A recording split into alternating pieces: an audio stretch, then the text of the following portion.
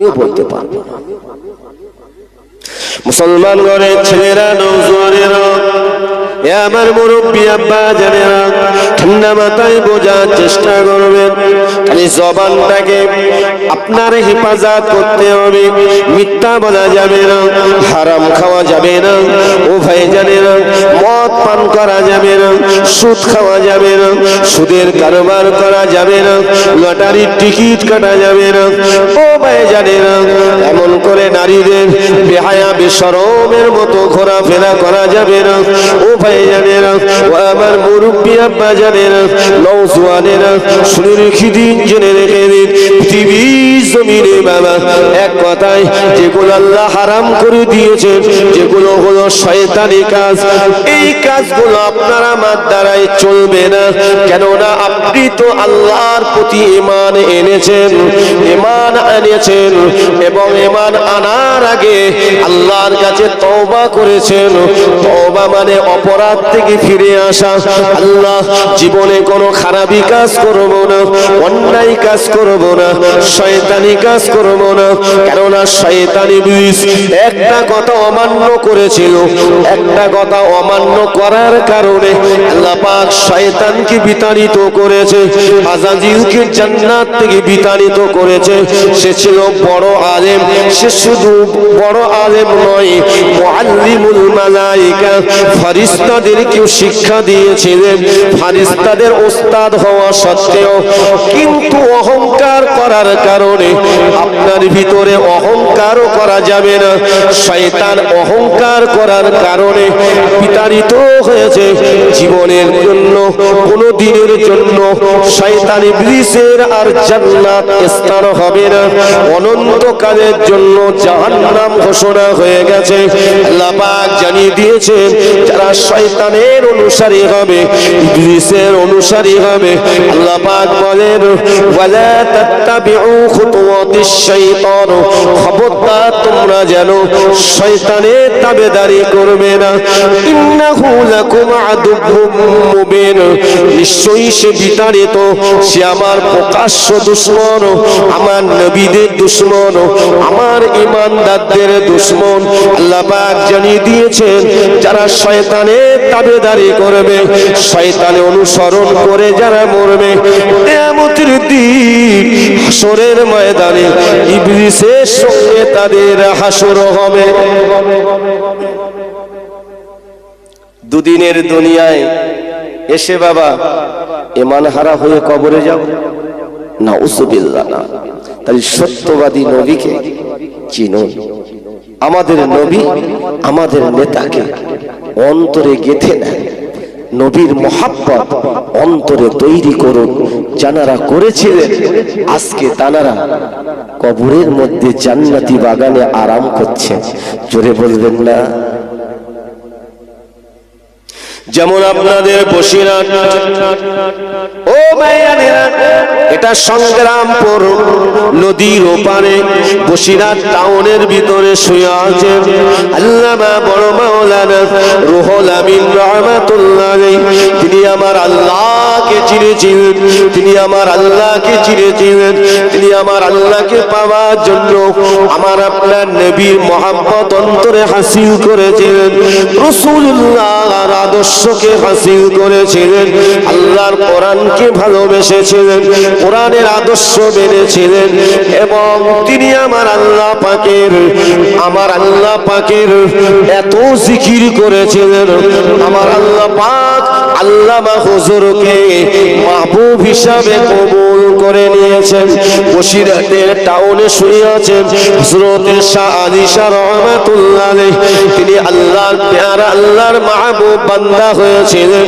কেননা দুনিয়া জমিনে যেটা আল্লাহ আদেশ করেছিলেন তার উপরে চলেছিলেন, যেটা নিষেধ করেছিলেন সেটা বর্জন করেছিলেন।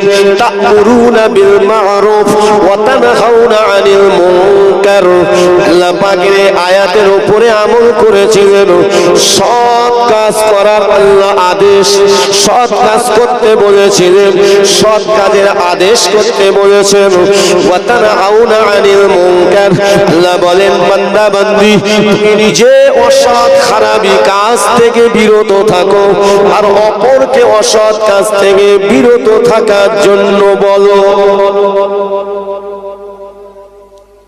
বর্তমান সময়ে সৎ উপদেশ দেওয়ার মানুষের সংখ্যা বেশি না কম? একটু কথা বলবেন। কেন কম হবে? কেন? মুসলমানের সংখ্যা বাড়ছে, মসজিদের সংখ্যা বাড়ছে, আলেমের সংখ্যা বাড়ছে, মাদ্রাসার সংখ্যা বাড়ছে, শিক্ষা বেড়ে যাচ্ছে। তাহলে সৎ উপদেশ দেওয়া মানুষের সংখ্যা কেন কমবে? আমাদের মতো এরকম অনেক আলেম আমরা যারা ওয়াজ নসিহত করি, আমার মতে একজন আলেমের মধ্যে গলদ আছে, ঠিক না বল? আমার দিয়েই বলছি। মুসলমান ঘরের ছেলেরা, নওজোয়ানেরা, আলেমে আলেমে মিল নাই, আলেমে আলেমে ভালোবাসা নাই, আলেমে আলেমে বাবা ও ভাইয়ানেরা এমন কি দেখতে পাওয়া যায়, কেউ এলেমের গরম দেখায়, কেউ শিক্ষার গরম দেখায়, কেউ পাণ্ডিত্যের গরম দেখায়, কেউ অর্থের গরম দেখায়, কেউ শক্তির গরম দেখায়, কেউ নেতৃত্বের গরম দেখায়। ও মুসলমান শুনে রাখেন, এই গরম আপনি কার দেখান, এই গরম আপনি দেখিয়ে কি লাভবান হবেন? কোনো দিনের জন্য নয়। কেননা বাবা আমার আল্লাহ পাক রব্বুল আলামিন, আমার আল্লাহ তাআলা জানিয়ে দিয়েছেন যারা অহংকার করে, তাকব্বুরি করে, শিক্ষা নিয়ে, ইলম নিয়ে, শক্তি নিয়ে, আমার আল্লাহ পাক জানিয়ে দেন যারা অর্থ নিয়ে এমন করে অহংকার করে, তাকব্বুরি করে, এই অহংকারীটাই তার জন্য বড় ক্ষতিকর।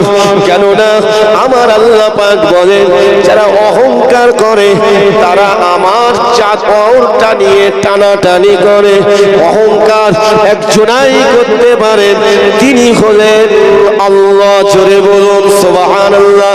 ও ভাইজানের, কেননা আপনার ভিতরে যে জ্ঞানটা আছে সেই জ্ঞানটা আমার ভিতরে নাও থাকতে পারে, ঠিক না বল? আমার ভিতরে হয়তো যেটা আছে আপনার ভিতরে নাও থাকতে পারে। কটা কথা বলবো, আমরা অধিকাংশ কোনো সোজা হতে পারিনি, ঠিক না ভুল? নামাজ পড়ছি ঠিকই, কিন্তু বাবা নামাজ পড়ছি সবাইকে বলছি না, কিন্তু আপনার ওই বগলে ভিতরে, বগলের ভিতরে মোটরাটা কিন্তু ধরে রেখেছি, ছাড়তে হবে। রাগ হচ্ছে আপনাদের? কি বাবা, হুজুর আসলে ইনশাআল্লাহ ছেড়ে দেবো, অসুবিধা নেই। একটু মহব্বতে দরুদ পড়া যাবে, আবার আলোচনা হবে ইনশাআল্লাহ। মহব্বতে দরুদ আল্লাহুম্মা সাল্লি আলা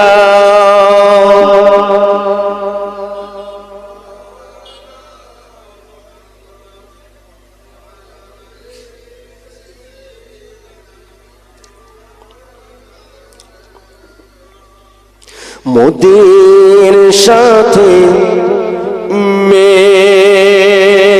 মেশচারণে, মোদের সাথে মেশচারণে, ময়দানে ভয় নাই, তোর মুস্তাফা কি দিনা মাগো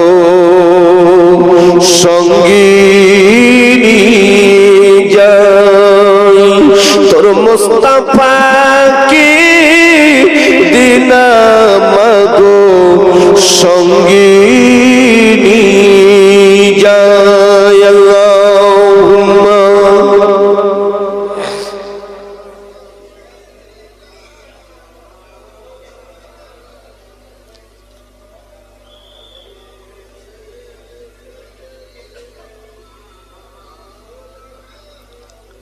বাবলা বনের ছায়ার তলে, বাবলা বনের ছায়ার তলে মুশবু সবাই ঘিরে খুরমা পাতার তাজ বানিয়ে পরিয়ে দেব শিরে তোর মোস্তাফাকে দেনা মাগু সঙ্গিনী যাই মোদের সাথে মেশারুনি ময়দানে ভয় নাই। আল্লাহুম্মা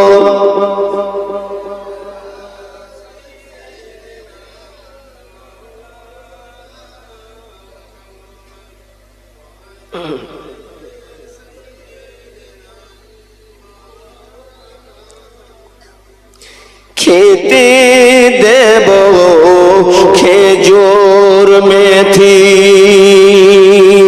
খেতে দেব খেজুর মেথি খুদা যদি পায়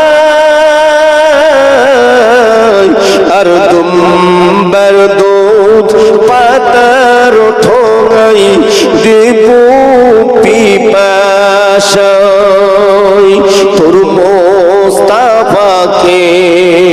দেনা মাগু সঙ্গিনী যাই মোদের সাথে মেশারুনি ময়দানে ভয় নাই। আল্লাহুম্মা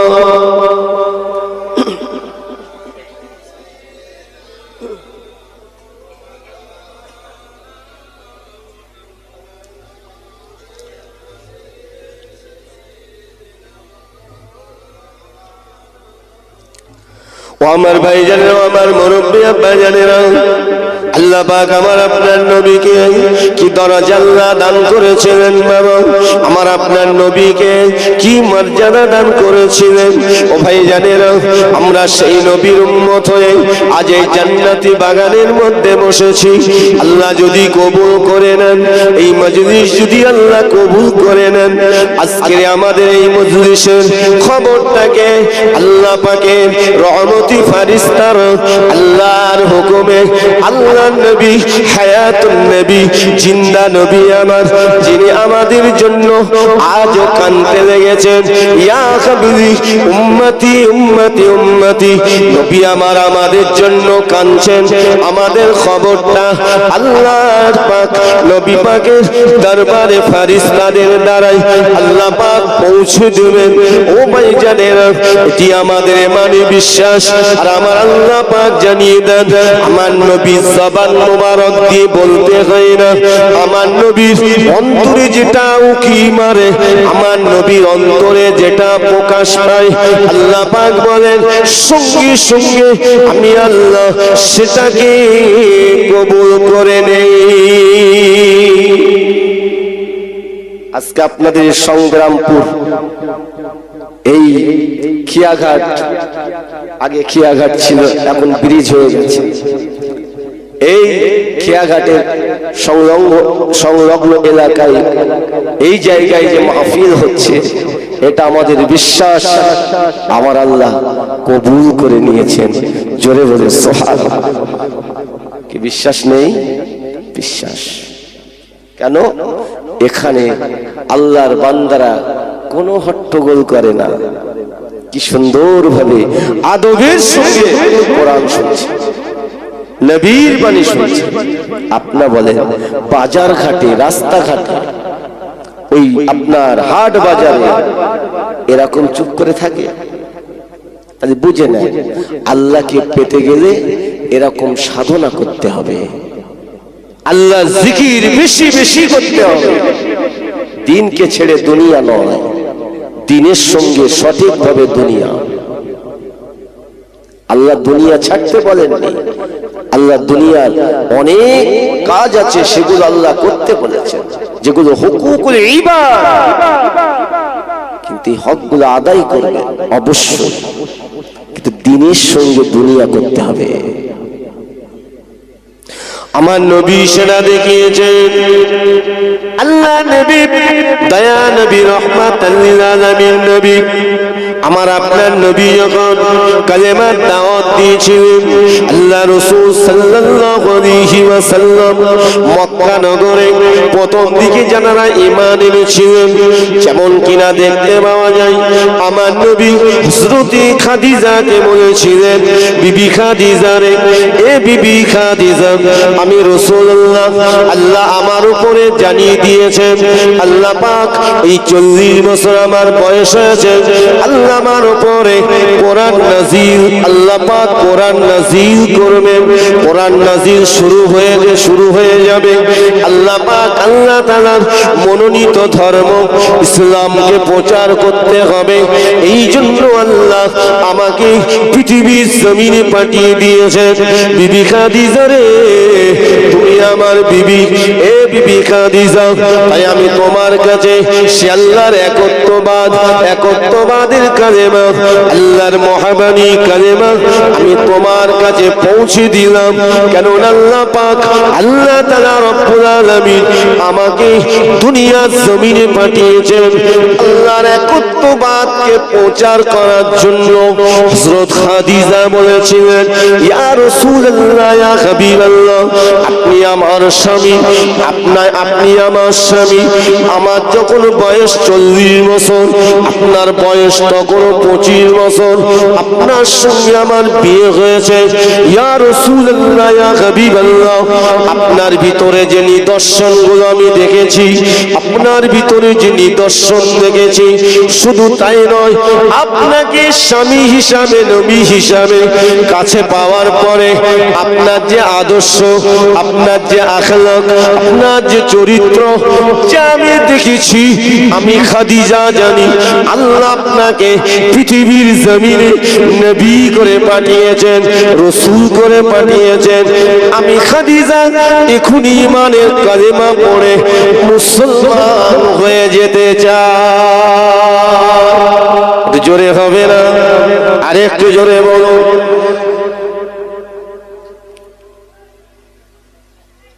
ভাইজান হুজুর এসেছেন, আপনার খুশি তো নাকি? পীরনগর দরবার শরীফ থেকে জনাব আলহাজ পীরজাদা হাফিজ মাওলানা মাহফুজুল্লাহ হুসাইনি, আমার বন্ধু আর আমার ভাইজান এসেছেন। আপনার খুশি না বাজার? আপনাদের এখানে গত বছর এসেছেন নাকি? প্রত্যেক বছর মাশাআল্লাহ, আমার খুব অন্তরঙ্গ ভাইজান এসেছে। ইনশাআল্লাহ আসলে আমি ছেড়ে দেব, না আসা পর্যন্ত আলোচনাটা করি নাকি? মাশাআল্লাহ, আমরা একটু তাকবীর দেই, নারে তাকবীর, নারে তাকবীর, নারে তাকবীর। পীরনগর দরবার শরীফে ভাইজান হুজুর কিবলা, পীরনগর দরবার শরীফে ভাইজান হুজুর কিবলা, নারে তাকবীর। সিলসিলায়ে হক মুজাদ্দিদে জামান, সিলসিলায়ে হক মুজাদ্দিদে জামান, সিলসিলায়ে হক মুজাদ্দিদে জামান, নারে তাকবীর। এই সংগ্রামপুর বাৎসরিক ইসালে সওয়াব, সংগ্রামপুর বাৎসরিক ইসালে সওয়াব, উলামা হযরত, শ্রোতা বৃন্দ, কমিটি সাহেবানগণ, নারে তাকবীর। মাশাআল্লাহ, মাশাআল্লাহ। এখনো যারা এদিক ওদিকে আছেন, এখনো কিছু চেয়ার খালি আছে, আসেন বাবা, এসে বসুন। এর ভিতরে একটু বসে দেখেন না কি জায়গা, একটু বসেন। কি বাবা, এটা জেলখানা না। হাটে বাজারে দোকানে ক্লাবে 10টা 11টা 12টা বেজে যায়, বাড়ির দিকে বাড়ির কথা ভুলে যায়, ঠিক না বল? যাই হোক, আম্মা জান খাদিজা বলেছিলেন, হুজুর আমি আপনার নবী বলে মেনে নিলাম, বেশক আল্লাহ আপনাকে আখিরি পয়গম্বর করে পাঠিয়েছেন। জোরে বলুন সুবহানাল্লাহ। সিদ্দিক আকবর হযরত আবু বকর রাদিয়াল্লাহু তাআলা আনহু আমার নবী ছোট্টবেলার বন্ধু ছিলেন। জোরে বলুন সুবহানাল্লাহ। সিদ্দিক আকবর হযরত আবু বকর রাদিয়াল্লাহু তাআলা আনহু হুজুরের কাছে আমার নবী গেলেন। ও ভাইজানেরা, হযরত আবু বকর সিদ্দিক রাদিয়াল্লাহু তাআলা আনহু আমার নবী দয়ার নবীর সঙ্গে ছোট বয়স থেকে ছোটবেলা থেকে আমার নবী পাকের সঙ্গে বন্ধুত্ব, আমার নবীর সঙ্গে ভালোবাসা। হযরত আবু বকর রাদিয়াল্লাহু তাআলা আনহু হুজুর তিনি তো সঠিক রাস্তা পাওয়ার জন্য ঘুরে ঘুরে বেড়াতেন। হযরত আবু বকর হুজুরের সামনে যখন আল্লাহর নবী বলেছিলেন, বাবাজি, ও বাবাজি আবু বকর, আল্লাহ পাক আমাকে আখিরি পয়গম্বর করেছেন, শেষ নবী করেছেন, আমার পরে আর কেউ নবীর দরজা নিয়ে আসবে না। এ বাবা আবু বকর, আপনি আর কতদিন অন্ধকারের মধ্যে থাকবেন? আল্লাহর একত্ববাদের কালেমাটা যদি আপনি পড়ে নিতেন, এক আল্লাহর উপরে যদি আপনি ঈমান আনতেন, আমার আল্লাহ পাক আপনার প্রতি খুশি হয়ে যাবে। হযরত আবু বকর সিদ্দিক আল্লাহ পাকের দরবারে তওবা করে নিয়ে ঈমানের কালেমা লা ইলাহা ইল্লাল্লাহ মুহাম্মাদুর রাসূলুল্লাহ সাল্লাল্লাহু আলাইহি ওয়াসাল্লাম ঈমানের কালেমা পড়ে মুসলমান হয়ে গেছিলেন। হযরত আবু বকর এখন কোথায় আছেন? জোরে বলেন। আমার নবী পাক সাল্লাল্লাহু আলাইহি সাল্লামের পাশেই তিনি শুয়ে আছেন। জোরে বলেন সুবহানাল্লাহ। কতটা বন্ধুত্ব করেছিলেন, তারপরে আমার নবীকে একেবারে কাছে পেয়েছেন। আল্লাহ নবী বলেছেন, আমি যেখানে থাকব আমার আবু বকর সেখানে থাকবে। আমার আবু বকরকে যারা ভালোবাসবে আমি রাসূলুল্লাহ ভালোবাসা হয়ে যাবে। আমি রাসূলুল্লাহ তাদেরকেও আমার আবু বকরের সাথে আমি রাসূলুল্লাহ সবাইকে একসাথে আল্লাহর দয়ার জান্নাতে চলে যাব। একটু জোরে বলা যাবে? আর একটু জোরে বলো। কিসের ভিত্তিতে? আমার নবীর আখলাক, চরিত্র, ব্যবহারে মুগ্ধ হয়ে তানারা দিকে দিকে ঈমানের কলেমা পড়েছিলেন। অনেকে মক্কা নগরে আবু জাহিল, আবু লাহাব, উতবা, শাইবাদের ভয়ে আমার নবীর কাছে আসতে পারত না, কিন্তু তাদের অন্তরটা আমার নবীর মহব্বত তৈরি হয়ে গেছিল। জোরে বলে সুবহানাল্লাহ। যাদের ভিতরে নবীর মহব্বত তৈরি হয়েছিল, হেদায়াতের ইচ্ছা জেগেছিল, আমার আল্লাহ পাক তানাদেরকে হেদায়াত দান করেছিলেন। আল্লাহর নবী, দয়াল নবী, রহমাতাল লিল আলামিন নবী আদর্শ দেখে তারা মুগ্ধ হয়েছিলেন। আমরা হলাম সেই নবী পাকের উম্মত। বাবা ও ভাইজানেরা, সেই নবীর কথা নিয়ে আমি প্রথম থেকে শুরু করেছি। আমার নবী পাকের কথা একটু বলতে আমি ভালোবাসি। আপনারাও তো নবী পাকের কথা শুনতে ভালোবাসেন। ও ভাইজানেরা, মুরব্বী আব্বাজানেরা, কেননা আমার নবী যদি খুশি হয়ে যায় আমার আল্লাহ খুশি হয়ে যাবে। কেননা নবী চেয়েছে আল্লাহ পাক মসজিদুল আকসার পরিবর্তে আল্লাহর খানায় কাবা আল্লাহ কিবলা করে দিয়েছেন। জোরে বলো। আমার নবী চেয়েছে, আমার আল্লাহ পাক আমার নবী জবান দিয়ে বলতে হয়নি, অন্তরে উকি মেরেছে নামাজি হালতে। আমার নবী দয়ার নবী নামাজি দাঁড়িয়ে বারবার উপরের দিকে তাকিয়েছিলেন। আল্লাহ নবী আবার নামাজ পড়েন, সাহাবীদের কিনে নামাজ পড়ান। আল্লাহ নবী রুকুতে যান, নবী আমার সাজদায় যান। ওই মসজিদুল আকসার দিকে 16 অথবা 17 মাস নামাজ আদায় করেছিলেন। যে মসজিদুল আকসার উপরে আঘাত আনছে ইহুদি জাতিরা, ঠিক কিনা? ইসরাইল ওই আপনার কিনা? ও ভাইজানেরা, যারা কিনা অসংখ্য এমন করে ওই সমস্ত শিশু, নিরীহ শিশু মাসুম বাচ্চাদের উপরে আঘাত করছে, অসহায় নারীদের উপরে আঘাত করছে, কিন্তু বাবা আমরা সোশ্যাল মিডিয়ায় দেখছি, দেখার হাল নেই বাবা। কিন্তু তারা আল্লাহ পাকের ঘর ছেড়ে যায় না। জোরে বলুন। মসজিদুল আকসা দিকে ফিরে আল্লাহ নবী যখন নামাজ পড়ে, আমার নবী অন্তরে উকি মেরেছিল, একটি সাজদা দিলেন।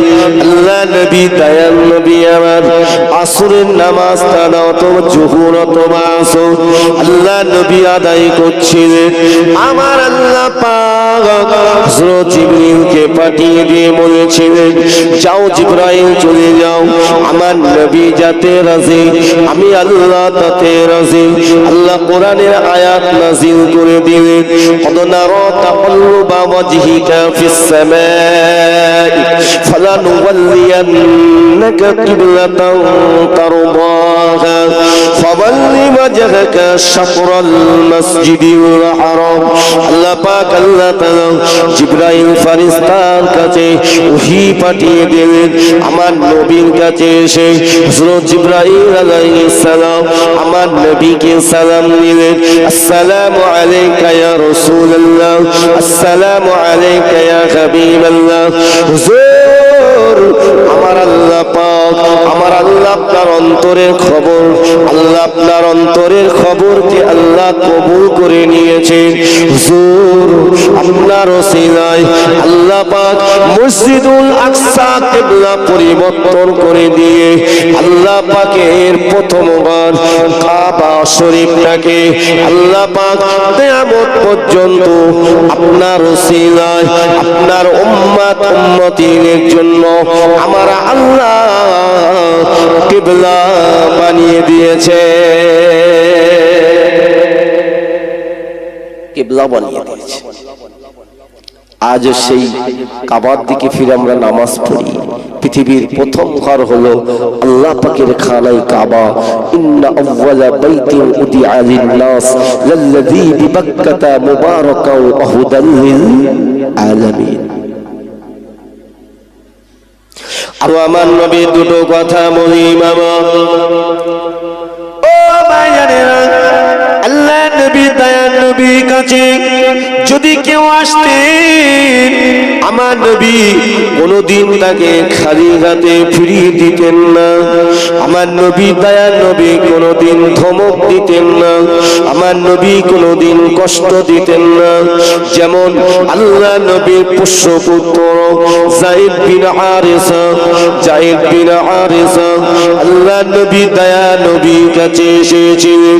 আল্লাহ নবী দয়াল নবী যায়েদ বিন হারিসাকে আমার নবী জিম্মায় রেখে দিয়েছিলেন, এমনকি নিজের পালক পুত্র হিসাবে গ্রহণ করে নিয়েছিলেন। হযরত যায়েদ বিন হারিসা রাদিয়াল্লাহু তাআলা আনহুকে, ও ভাইজানেরা, মুরব্বি আব্বা জানেরা, হযরত যায়েদ বিন হারিসা রাদিয়াল্লাহু তাআলা আনহু আমার নবীর সেবা শুশ্রূষা করেন, আমার নবী খিদমত করেন। আমার আপনার নবীর কাছে তাকে এক তারিখে দেখতে পাওয়া যায়। আল্লাহ নবী দয়াল নবী রাহমাতাল লিল আলামিন নবীর কাছে হযরত যায়েদ তিনি যে থাকেন, হযরত যায়েদের পিতা, হযরত যায়েদের পিতা যায়েদকে খুঁজতে লেগেছে বাবা, যায়েদকে খুঁজে খুঁজে পায় না। যখন যায়েদের পিতা খবর পেয়ে গেল যে এমন করে যায়েদ মক্কা নগরে আব্দুল্লাহর বেটা আমিনার বেটা মুহাম্মাদের কাছে রয়েছে, এই খবরটা যখন পেয়ে গিয়েছে হযরত যায়েদের পিতা এমন করে ছুটে ছুটে বাবা মক্কা নগরে পৌঁছে যায়। আল্লাহ নবী তালাশ করতে লাগেন, দয়ার নবীর খুঁজতে লাগেন। আল্লাহ নবী খুঁজে খুঁজে আমার নবীর ঘরের দরজার সামনে হাজির হলেন। আল্লাহ নবী দয়া নবীর কাছে আসলেন। আল্লাহ নবীর কাছে খবর চলে গেল, ইয়া রাসূলুল্লাহ, ইয়া হাবিবাল্লাহ, হুজুর গো, একটি লোক এসেছে, একটি লোক এসেছে হুজুর, তার সঙ্গে আরো কয়েকজন এসেছে, আপনাকে তালাশ করছে, আপনাকে খুঁজছে। আল্লাহ নবী দিন দুনিয়ার বাদশা নবী পাকের কাছে যখন খবর দিলেন, আল্লাহ নবী গুটি গুটি পায়। ওই সময় আমার নবী যখন হাজির হয়ে গেলেন, ওই সময় আমার নবীকে যায়েদের পিতা বলেছিলেন, এ মুহাম্মদ, সকলে বলুন সাল্লাল্লাহু আলাইহি ওয়াসাল্লাম। আল্লাহ নবী দয়ার নবী নূর নবীকে বলেছিলেন, বলো আমার ছেলে কোথায়, আমার ছেলে যায়েদ কি আপনার কাছে আছে? আল্লাহ নবী বলেছিলেন, হ্যাঁ, যায়েদ আমার কাছে জিম্মায় আছে। শুধু জিম্মায় নয়, আমি তাকে আমার নিজের ছেলের মতো করে রেখে দিয়েছি, পালক পুত্র হিসাবে রেখে দিয়েছি। ওই সময় যায়েদের পিতা বলেছিল, তাড়াতাড়ি করে আমার ছেলেকে আমার সামনে তুলে দাও, আমি এখনই নিয়ে চলে যাব। ওই সময় আল্লাহ নবী বলেছিলেন, যায়েদ আপনার কি হয়? ওই সময় বলেছিলেন, যায়েদ হলো আমার ছেলে, আমি তাকে খুঁজে খুঁজে বেড়াই, আমার ছেলেকে আমি পাই না, আপনার কাছে আছে, আপনি তাড়াতাড়ি আমার কাছে দিয়ে দেন।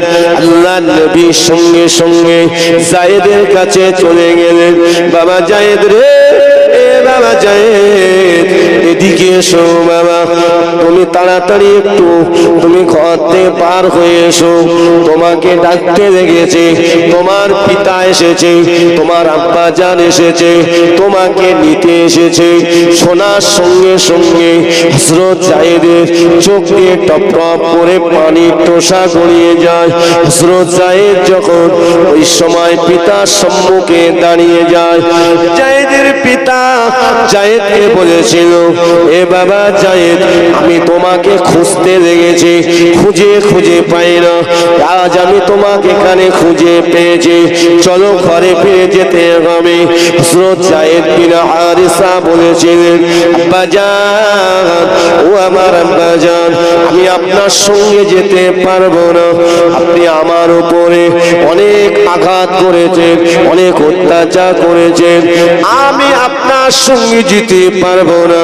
আমি যায়েদ এমন একজন মহাপুরুষকে পেয়েছি, এমন একজন নবীকে আমি পেয়েছি, এমন একজন মহানবীকে আমি পেয়েছি, আমি যায়েদ এখান থেকে আমি আর যেতে পারছি না।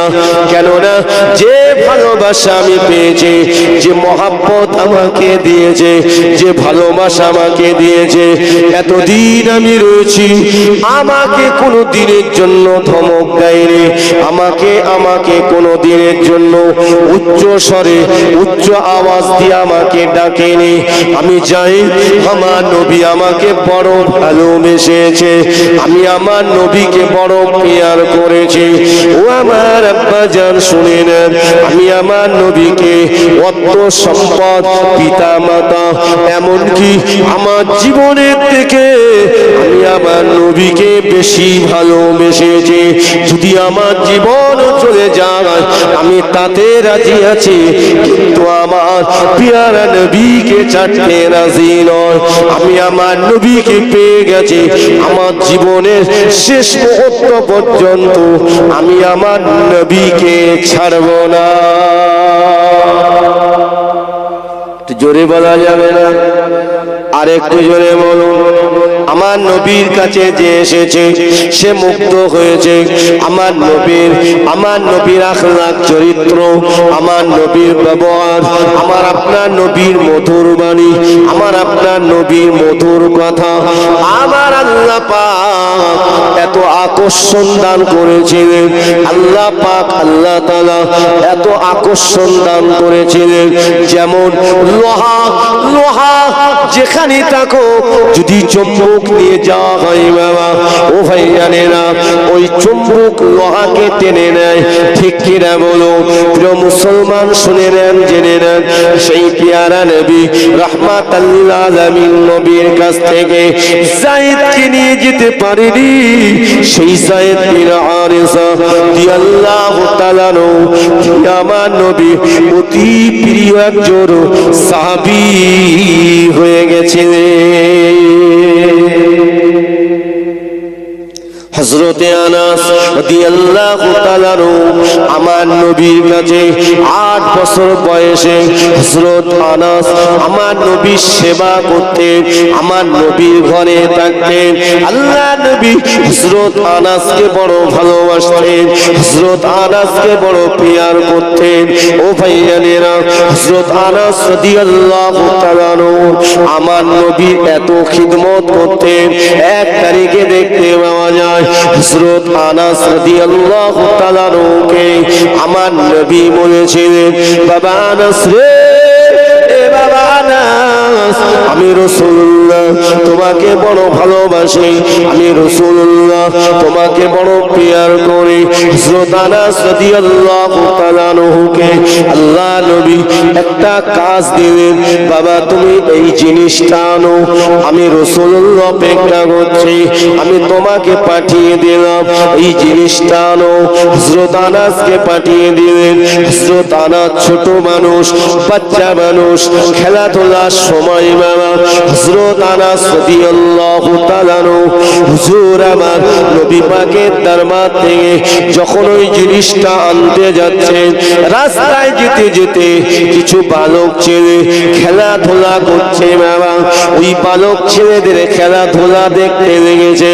ওই খেলাধুলা দেখতে দেখতে বাবা হযরত আনাসের মনটা ওই দিকে চলে গেল, কেননা বাচ্চা মানুষ, ছেলে মানুষ বাবা। দেখতে পাওয়া যায় হযরত আনাস রাদিয়াল্লাহু তাআলা হুজুর তিনি আসছেন না, আল্লাহ নবী অপেক্ষা করতে থাকে, আমার ছোট্ট আনাস কেন আসে না? আল্লাহ নবী কারোর সঙ্গে কিছু না বলে নবী আমার কদম ফেলে কদম ফেলে আল্লাহ নবী এগিয়ে যাচ্ছেন, আমার নবী সামনের দিকে এগিয়ে যাচ্ছেন। দেখি বাচ্চা মানুষ কেন আসছে না?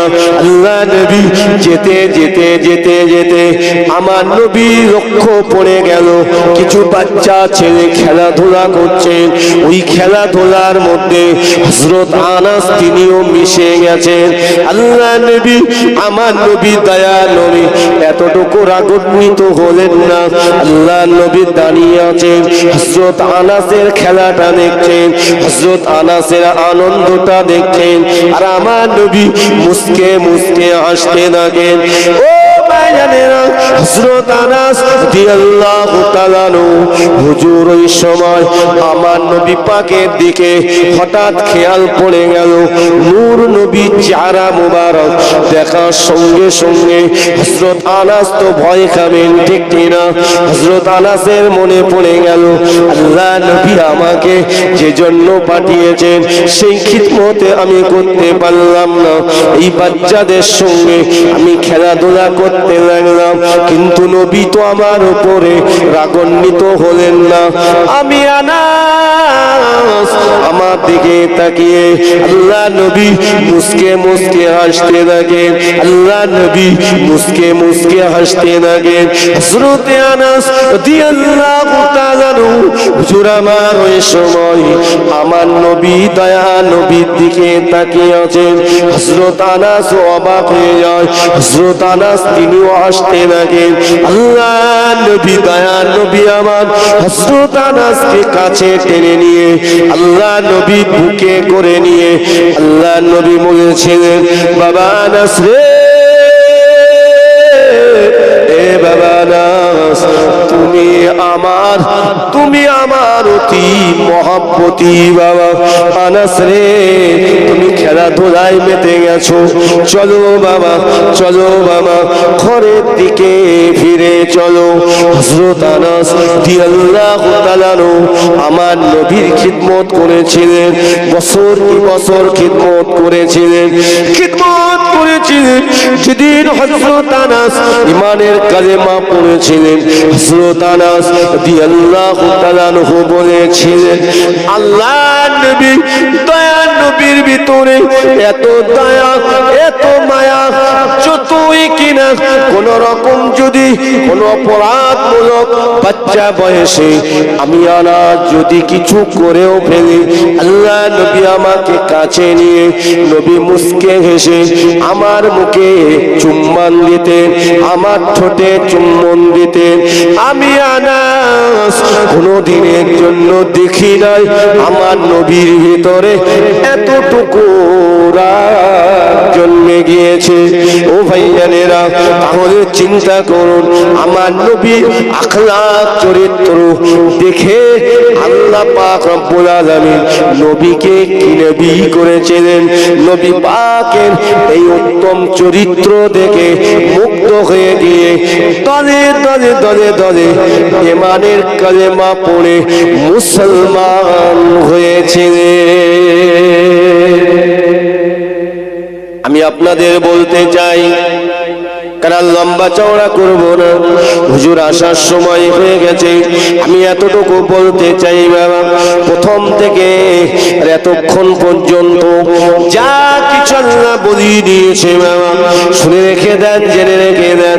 মূল কথা হলো আমার নবীর মহব্বত অন্তরে হাসিল করতে হবে, আর আল্লাহর কোরআনকে হাসিল করতে হবে, কোরআনকে ভালোবাসতে হবে, কোরআন জবানে তেলাওয়াত করতে হবে।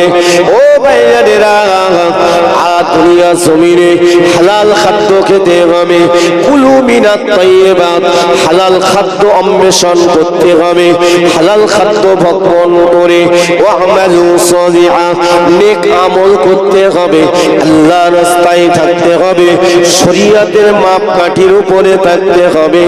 যদি কিনা থাকতে পারে, নিশ্চিত আল্লাহ পাক যখন আপনার আমার মওত দেবেন, আমার আল্লাহ ঈমানি হালতে মওত নসিব করবেন। ঈমানি হালতে যার মওত হবে, আর নেক আমলকে যিনি মজবুত করে নিয়ে কবরে যাবেন, ওটাই হবে বড় সম্পদ। আমার আল্লাহ পাক রব্বুল আলামিন, আমার আল্লাহ তাআলা আপনার আমার কবরটাকে আমার আল্লাহ অন্ধকার করে রাখবে না, আল্লাহ সংকীর্ণ করে রাখবেন না। আমার আল্লাহ পাক জান্নাতের বিছানা বিছিয়ে দেবেন, জান্নাতে খাদ্যখানা খাইয়ে দিয়ে ঈমানওয়ালা বান্দা বান্দীদের আমার আল্লাহ কিয়ামত পর্যন্ত আরামের ঘুম পাড়িয়ে দেবে। কেন? দুনিয়াদারি মানুষরা তো আনন্দ করেছে, ঠিক না ভুল? আর আখেরাতের মানুষগুলো আল্লাহকে পাওয়ার জন্য বেশি বেশি জিকির করেছে। উযকুরুল্লাহ যিকরান কাসীরা, কোরআনের আয়াতের উপরে আমল করেছে, বেশি বেশি আল্লাহ জিকির করেছে, সাধনা করেছে। রাত জেগে দুনিয়ার মানুষ জানে না, একাকিনী গভীর রাতে আমার আল্লাহ পাকে জিকির করে আমার আল্লাহ কে ডেকেছেন, আমার আল্লাহ তাদের ডাককে কবুল করেছেন। আর আমার আল্লাহ পাক আল্লাহ তাআলা বলেন, বান্দা যখন আমাকে একবার ডাকে, বান্দি যখন আমাকে ডাকার মতো ডাকে, আমার আল্লাহ বলেন আমি সঙ্গে সঙ্গে এক মুহূর্ত দেরি করি না, আমার বান্দা বান্দির ডাকে আমি আল্লাহ সাড়া দিয়ে থাকি। একটু জোরে বলুন। মুসলমান, এ আমার নওজওয়ানেরা, এ আমার মুরব্বী আব্বা জানেরা, পর্দা নিসিনা মায়েরা বোনেরা, আমরা সোজা হয়ে যাই। এখনো যারা আমরা 5 ওয়াক্ত নামাজ পড়ি না, পরিশেষে মনে যায় 5 ওয়াক্ত নামাজটা আদায় করি, ধৈর্যের মাধ্যমে, সবরের মাধ্যমে আদায় করি। মরণের আগ পর্যন্ত নামাজ পড়তে হবে, আল্লাহ রাস্তায় থাকতে হবে। কোরআনটাকে আমরা তেলাওয়াত করি। কোরআন যদি সহি শুদ্ধভাবে পড়তে না পারি, নির্ভুল কিতাব, যালিকাল কিতাবু লা রাইবা ফিহি, আল্লাহ পাক আল্লাহ তাআলা জানিয়ে দিয়েছেন এই কিতাবের মধ্যে বিন্দু মাত্র সন্দেহ নাই। আমার আল্লাহ পাক রব্বুল আলামিন আল্লাহ তাআলা জানিয়ে দিয়েছেন আমার এই কিতাবকে যারা ওয়ারাত্তিল কুরআন তারতিলা, তারতিলের সঙ্গে সহি শুদ্ধভাবে তেলাওয়াত করবে, আল্লাহ পাক আল্লাহ তাআলা বলেন আমার কোরআনকে যারা হেফাজত করবে, কঠিন দিনে আমি আল্লাহ তাদের হেফাজত করব। যার ভিতরে কোরআন নেই, যার ভিতরে কোরআন নেই, কি বাবা, সে কি আমার আল্লাহকে খুঁজে পাবে? পাবে না। তাই আল্লাহ পাক যুগে যুগে নবী রাসূল পয়গম্বর পাঠিয়েছিলেন। এক এক গোত্রে, এক এক দেশে একই সময় 2 জন, 4 জন, 5 জন, 10 জন নবী করে এলাকা ভিত্তিক পাঠিয়েছিলেন। কিন্তু আমার আপনার নবীকে আল্লাহ পাক সমস্ত বিশ্বের নবী করে, সমস্ত মানব জাতির নবী এবং রাসূল করে পাঠিয়েছেন খাস ভাবে। জোরে বলুন সুবহানাল্লাহ। কিন্তু নবী জীব জন্তু জানোয়ার সমস্ত মাখলুকের নবী, জোরে বলে সুবহানাল্লাহ। কিন্তু খাস ভাবে আল্লাহ পাক আমাদের কাছে পাঠিয়েছেন, ঠিক না বল? আমাদের কাছে পাঠিয়েছেন। আর আমার আল্লাহ দয়ার নবী রাহমাতাল লিল আলামিন নবীকে আল্লাহ পাক রব্বুল আলামিন যখন তুলে নিলেন, মাত্র 23 বছর কালেমার দাওয়াতে কোরআন কমপ্লিট, ইসলাম কমপ্লিট, আমার নবীর প্রচারও কমপ্লিট। আল্লাহ পাক সেই ধর্মকে আজও জিন্দা রেখেছেন, কিয়ামতের আগ পর্যন্ত জিন্দা রাখবেন। আমি আপনাদের এতটুকু বলে যাই, সেই আল্লাহর মনোনীত ধর্ম ইসলামের মধ্যে পরিপূর্ণভাবে প্রবেশ করুন, পরিপূর্ণভাবে প্রবেশ করুন। উদখুলু ফিস সিলমি কাফা। আপনাদের বাচ্চাদেরকে যেন অন্ধ বানাবেন না। চোখ থেকে যে কোরআন পড়তে জানলো না, সে তো অন্ধ, ঠিক না? সে তো অন্ধ। কত অন্ধ ছেলে চোখ নাই, কোরআনের হাফিজ, ঠিক না বল? কিন্তু চোখ থেকে অন্ধ, কোরআন পড়তে পারি না। খবরদার, আপনাদের বাচ্চাদিগকে ইলমে দ্বীন, কোরআন শিক্ষা দেবেন। যার সিনাতে কোরআন থাকবে, যার জবানে কোরআন থাকবে, যে ঘরে কোরআন তেলাওয়াত হবে, যে ঘরে যুবকরা নামাজি হবে, ইসলামের মুজাহিদ হবে, যে ঘরের মায়েরা বোনেরা পর্দার সঙ্গে আল্লাহর হুকুম 5 ওয়াক্ত নামাজ এবং সঠিকভাবে আদায় করবে, অবশ্যই ওই ঘরে আল্লাহর রহমত হবে, বরকত হবে। জোরে বলুন সুবহানাল্লাহ। তাই এই মাহফিল কমিটি থেকে শুরু করে এবং আমরা যারা শ্রোতা বৃন্দ, আলেম ওলামা, আল্লাহ আমাদের প্রত্যেককে যেন মরণের আগ পর্যন্ত এই দ্বীন ইসলামের উপরে পরিপূর্ণ কায়েম থাকবার তৌফিক দেন। সকলে বলুন আমিন, সকলে বলুন আমিন।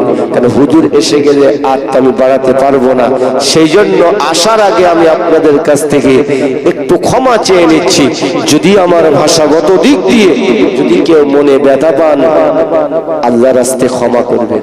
আর যতটুকু বলেছি আমার নিজের কথা বলিনি, যতটুকু বলেছি আল্লাহ বলিয়ে নিয়েছেন, আমার ক্ষমতায় নয়। কোরআনের আলোকে এবং আমার নবীর মহব্বত ভালোবাসা নিয়ে, নবীর জীবন চরিত্র নিয়ে আলোচনা করেছি। আল্লাহ পাক আমাকে এবং আপনাদের সকলকে যেন কবুল করেন। ভাষাগত দিক দিয়ে যদি ত্রুটি হয়, আল্লাহর রাস্তায় ক্ষমা করবেন। একটু মহব্বতে দরুদ আল্লাহুম্মা।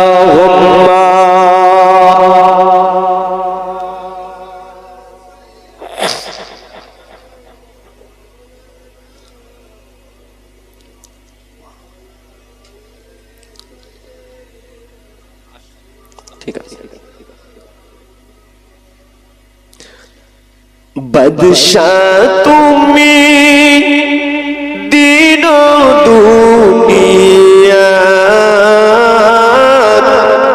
হে পরবন্দিগার সজদা লোগো হাজার বার হে পরবন্দিগার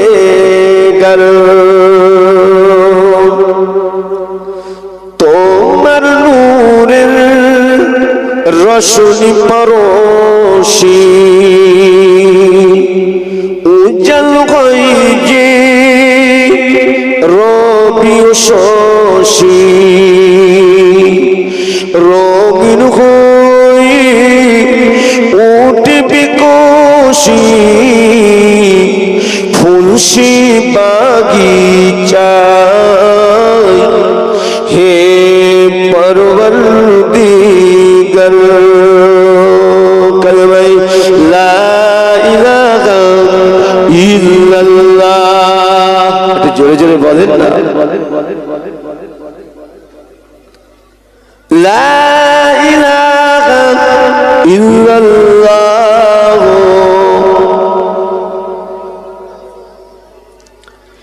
এই বিশ্বভুবনে